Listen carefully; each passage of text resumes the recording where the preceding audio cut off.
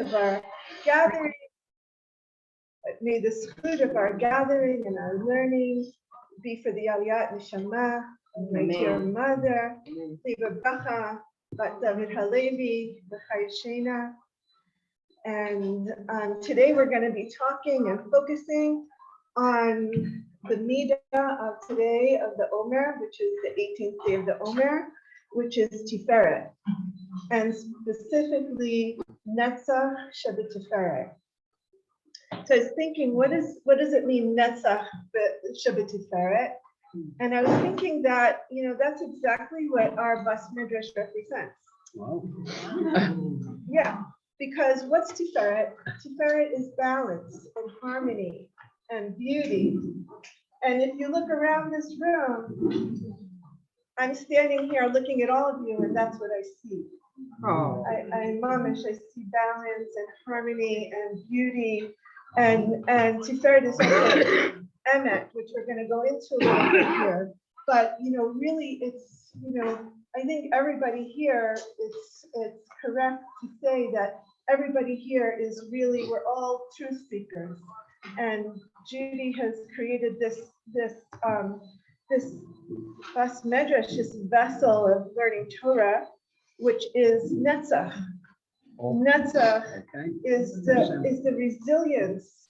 The Netzach is our right leg, is our stepping forward of learning Torah and taking the time out to come here in our busy schedule on Monday morning to learn Torah. So we're using our Netzach in our Tiferet, like really, coming forward with the force, with our right leg, with our walking here, and being here in the state of balance. All types of classes. I mean, I've been coming for about a year and a half, Baruch Hashem, and I've experienced all types of classes from all different kinds of levels and different kinds of styles. And it's not just one style here, it's everything. And I want to thank Judy for creating this group of Netzach BTiferet.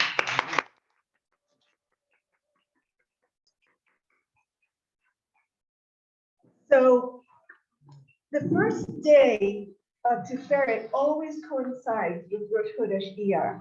So we're going to be weaving in Tiferet and Iyar this whole class. Tiferet and Iyar are both connected to healing. As the Bnei Yisachar says, that Iyar is the primary month of total healing. What does it mean, total healing? It means ruchnius healing, it means emotional healing, our midot, and our physical healing, our body. And they're all connected. And they're all connected with Iyar and Tiferet. And this is connected, as many of us have heard, we see it every year, that Iyar is Aleph Yud Reish, which are the Roshei Tevot for Ani Hashem Rafacha. Hashem is our healer. So we're doing all of this work and we're doing all this avoda, really understanding that Hashem is doing everything. Hashem is our healer. So as I mentioned, Tiferet is also the month of truth, of Emet, which is represented by which of our avot? Yaakov Avinu. Titein Emet LeYaakov, as Rabbi Aryeh Kaplan says. Why Yaakov? Because through Yaakov Avinu, he's the first person in the Torah who reveals the full spectrum of all emotions in all situations. What do we see in Yaakov? We see love, we see anger, we see fear, we see war. We see him wearing in his different parts. We see him as a son, as a brother, as a father, and as a husband. We see him poor, we see him rich, we see him hunted, we see him as a patriarch. He juggles all of these roles of being a privileged citizen of his homeland and also a fugitive in exile. The Gemara says A person who can honestly express emotions is truly healthy and balanced. And Yaakov Avinu is our role model. Toho Kagavuro, both inside and outside, that our inside should be balanced with our outside, that this represents harmony. It's also represented by our two Imaot, his wives, Rachel and Leah, one representing more of a ruchnius, genius type of personality, consciousness, and another representing a physical, like a doer, like a Netzach type of person in our reality. And each of us have like this balance of Rachel and Leah, and ruchnius and gashmius, physical and ruchnius. And we're constantly trying to come to that balance. And that's the avoda. That's our work, to come, between Rachel and Leah and Chesed and Gevura, and come to our balanced state. The Koden of a Rebbe, who maybe some of you have heard of, I haven't, says that there are 7 Naviot prophetesses according to the Sphirot. This allows us to expand our understanding of the nature of Tiferet, which is connected to Devorah. So who is Devorah? So let's connect for a moment to the Tiferet of Devorah. Devorah represents balance. I know we have a few Devorahs here in our group, and I think it's really true. Devorah represents balance and manifests in her multiplicity of roles in which she excelled. Many of us women, especially the role of women, defines us as having to balance all kinds of roles in our lives, right? To find a harmony of mother, wife, all kinds of things, sister, daughter, professional. Sometimes it's not so easy. But Devorah was a brilliant judge, a Nevi'ah, wealthy, and according to the Gemara in the Megillah Yalkut Shmoni, a wise, caring, and successful wife. Rav Hirsch says that Devorah was a woman of fiery enthusiasm who used her talents to inspire other Jews to cleave to Hashem. This represents exactly our midah of today, Netzach Shabbat. We learn that every day of the Omer has an inner chiyas, an inner life force, an inner shefa that's coming down right now. And each day is infused with this permutation of light. And there are 7 lights of Tiferet, and today is the 4th light, which is Netzach. And this week, we're drawing down this energy of Tiferet, which is compassion, rachamim, truth, emet. And we're drawing down being expansive in this area. And what does it mean to be expansive in this area? It means to be able to hold paradox. To be able to hold our Rachel and our Leah and our Gevura and our Chesed and the paradoxes that are happening in the world. How do we hold it? How do we hold the simcha and the pain, the suffering and the joy?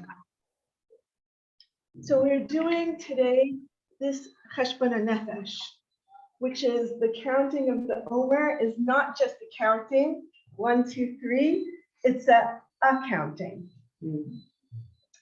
So how do we take accounting of this energy of Tiferet into our lives?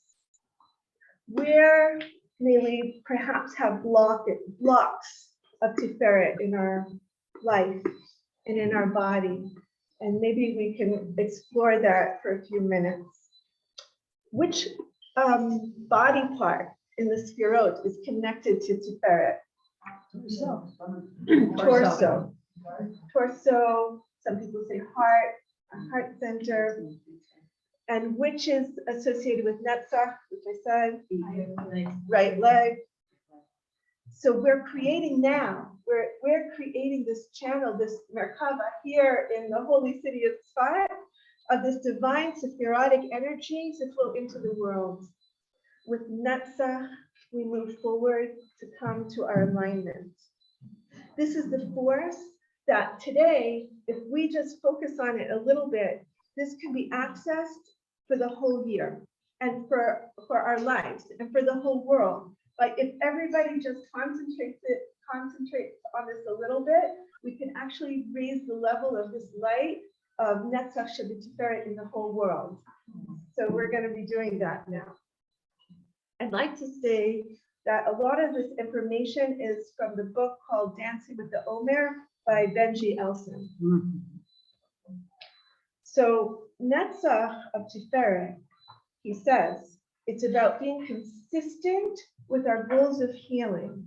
And it's about bringing healing on a permanent basis. Little by little, we can't do it all at once. We're all like kach b'kach, little by little in all of these areas we're working on it. It says, Netzach BTiferet is the symphony of balance. Just like when we look out at nature, what do we see? Mamash, Netzach BTiferet of Hashem. It's Hashem's Netzach BTiferet. Hashem's masterful and perfect balancing of the most complex parts and taking the opposites and all of the elements and combining them together in nature. It doesn't take much to just look at the mountains and the trees and the animals and how they're all surviving and flourishing and living in harmony, right? And Tiferet is this integration. And it's represented by the element of wind, of ruach. And what do we see in nature that represents wind? We can see a little bit of it today, is the clouds. The clouds represent harmony. The clouds represent Tiferet. Have you ever felt a deep sense of shalom, of peace, when you're up in the airplane and you're looking down at the clouds and say, how, like, what are they? How could they exist? What is it? I didn't study the science of it, but it's a color that you know, that is Hashem's emanation of harmony in the world of Tiferet, that we could just look and see it. So what about the wind against your face on a warm day, let's say? How does that feel? Did you ever feel healing? Like, there's the wind. Like, how healing is the wind? Tiferet, it's about movement.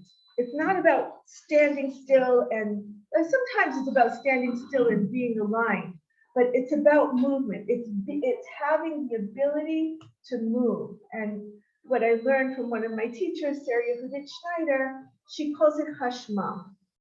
Hash and mal. Hash is the ability to be quiet and when to know to be quiet, and mal is speaking and tefillah, and when to talk, and when to be out there, when to use our voice. So it's like this back and forth motion of chesed and gevurah to come to its own midah of Tiferet. It's not both, it's its own midah of Tiferet, which is that movement. And this is the life force of Chashmal. So perhaps we can feel this a little bit, the struggle. Oh, we need to finish up. Okay, so let's just try for a moment, take three minutes to kind of focus on this in a very, very short meditation. So everybody, if you feel comfortable, close your eyes and take a few deep breaths. Uncross your arms and legs and notice the sounds around you, the diversity surrounding us. And let's find together the balance, the Tiferet in our body. Take a deep breath through your nose. and visualize a purple, violet-hued, purpley holam, the nakuda of holam hovering in front of and slightly above you, and feel your mouth and lips form a soft, gentle shape of an O. And we're going to breathe in and just produce the sound of holam. So we're going to breathe in slowly with the count of 4 and breathe out O. So in for 4. O.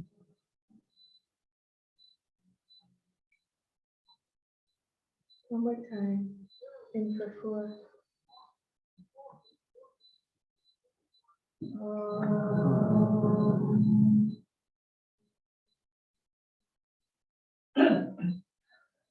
So I don't know if you noticed, but did you notice that when we produce the sound of O, our head rises? Our head rises, and we're making place in our throat to expand, because our throat is sometimes the place where we feel constriction. So may we all open up with that expansiveness, with that O, with that holam, and feel the bracha of refuah this week. And may we ask Hashem for healing and the bracha of healing, and may we discover our inner essence of Tiferet and return with tamimis, with simplicity, and with tefillah. May Hashem help us do this tikkun of fixing Netzach BTiferet, and may Hashem send us the geula, and may the geula come to each person and to Am Yisrael with the Tiferet, with the acknowledgement and the recognition of Tiferet in our lives. Amen. That was terrific. You've done good, girl. Thank you, Bill. I'm so relaxed. I don't know what to do with that, but feels good. Feels good. Okay, so okay, no jokes because I got time pressures. All right, maybe a joke. We're continuing with Bona. I love Bona. Just want to tell you, I love Bona. I come from Bona. My father was a contractor, and my grandfather was a painter, and my other grandfather was a carpenter and a fine furniture maker. And I come from even clay. I'm a hand builder. We like to, which is my way of saying that we've got many more pages of this topic of Bona. So I really hope you enjoy it as much as I. Okay. All right. Just a very quick review, just to for folks who haven't been here all along, and just to remind us all that the main principles of Bona, right? We remember that building, right, is connected with the actual construction, putting all the pieces together of the Mishkan.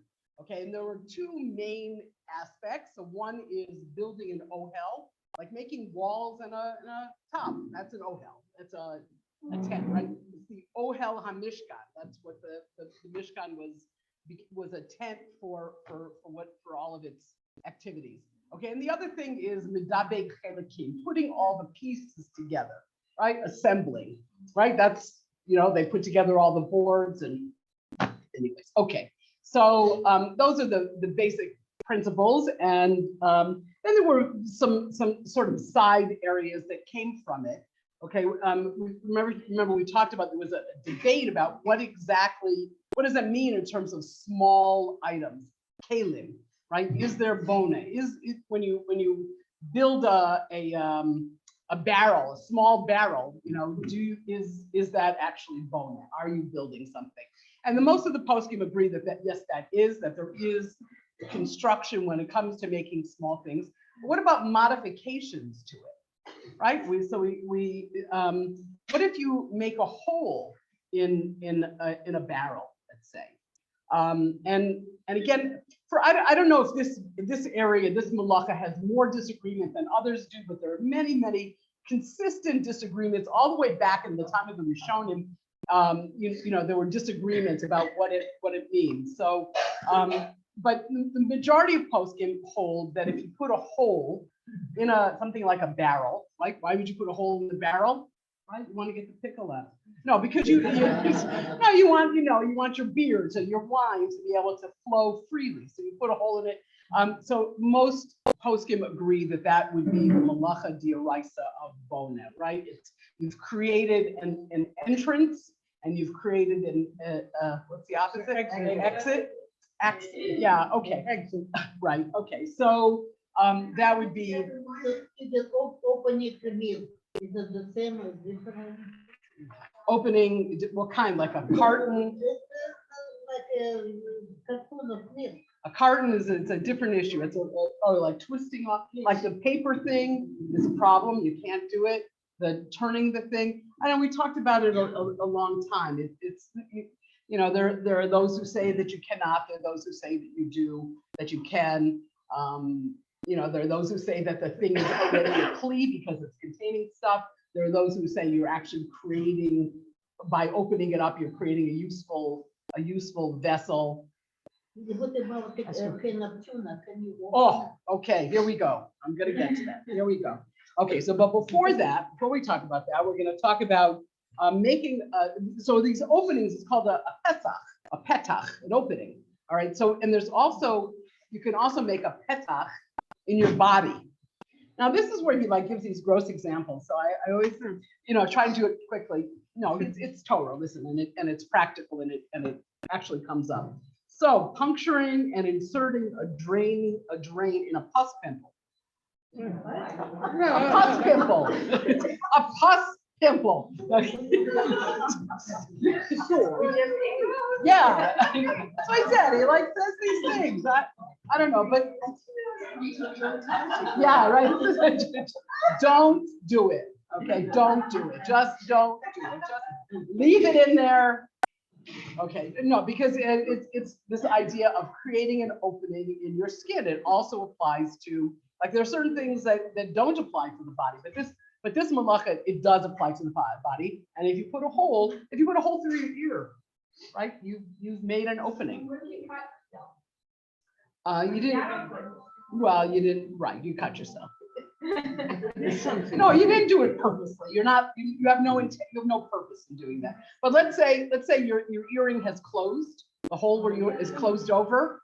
You can't force the thing into it. You can't on Shabbos. You can't open it. So okay, so that pretty much is the